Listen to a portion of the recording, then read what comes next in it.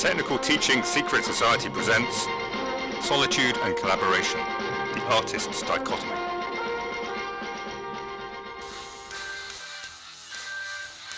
The creative arts enrich our society and well-being, provoking thought and ultimately bringing people together. Great art inspires. It rewards an inquisitive nature and poses questions of its own. Creativity takes many forms. Artists are natural agents of change, drawn through curiosity to experiment, learning traditional methods of making so that they can break the rules and create solutions that the world has never imagined before. Exceptional creativity can happen in solitude, focused solely on solving the problem in front of you.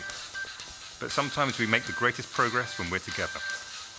From the interior designer whose home would be empty without the help of the textile artist, to the screenwriter whose stories could never be filmed until they learn to see through the eyes of a director. Making great art becomes achievable when we work together.